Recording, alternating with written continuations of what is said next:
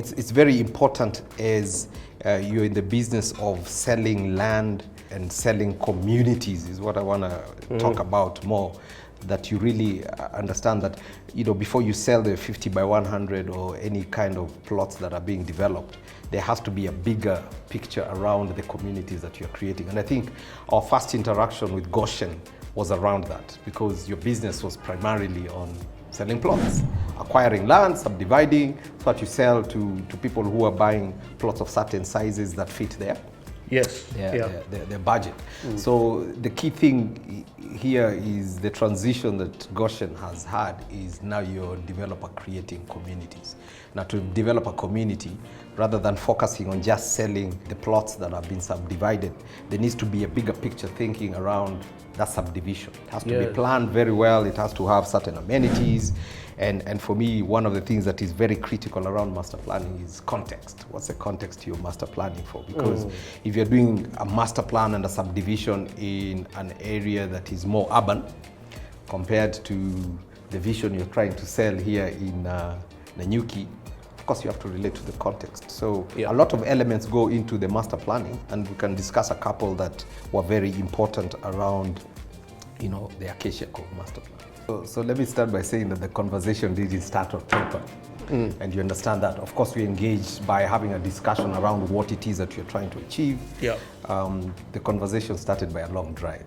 And it's always very important to understand what context you're master planning or designing for. So we could have had a lot of discussions where you'd have sold the idea that, you're next to Mount Kenya, you're in Nanyuki. But if I didn't walk the site, there's definitely certain ideas around how we develop the master plan that wouldn't have come clear to us. So it's always important to understand that context is very critical. And yes, you might do desktop studies that for you as a developer before you purchase this. So there was a desktop study that said, all right, for me to purchase this much land, it makes sense that it's this much per acre. Now that was a desktop study. There was visits before even we joined to even suggest that this is the best property to buy and master plan. But I gotta say that just driving out to Nanyuki, there's always expectations. You're not clear on what it is that you're going to be designing. But when we walked the site, you touched on a couple of things. The drive there, what is the context? What is the neighboring developments that have already been done? And then leading up to the site itself, what's the infrastructure getting up to the plot? What's the frontage? What's the visibility? And I think it was very clear that this was more destinational than having frontage, and you touched on it. If you're doing a master plan around a major street or a major highway, it'll be totally different from this one. So to get to the destination, and you can see the frontage leads to a very thin throat, but there's a lot of things around the land itself that I gotta say were really amazing. Of course, being in Nanyuki very early in the morning, there's the vistas to the mountain. You've touched on the existing vegetation on site, the acacias. I think that's where the name Acacia Cove actually came about. Of course, as we are developing our master plan, the branding is never really separate from what it is that we're doing. So appropriately so, we go to the site, we saw the acacias, the yellowbacks, Acacia Cove, right?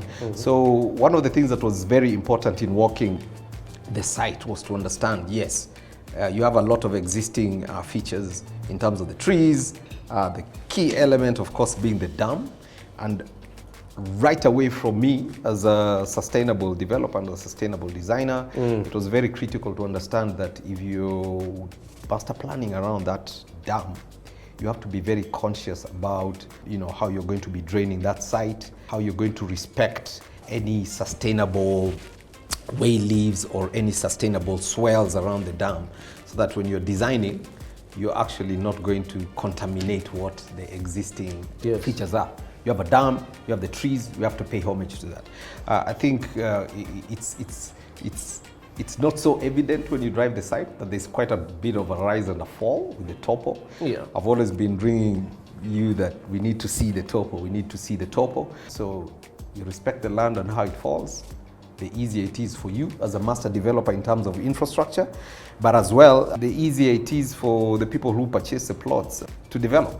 So I think that was very conscious at the back of my mind, that the subdivision that we're going to do will need to allow that flexibility for the developers, for you as a developer, master developer, unlocking the infrastructure. And then also I had to be very conscious about the flexibility to give the buyers in terms of how they build and creating that variation between the different plots rather than creating homogeneity, because everything is on one level, everything is very regular. So that was very conscious under the back of our minds as we're developing this. Yeah.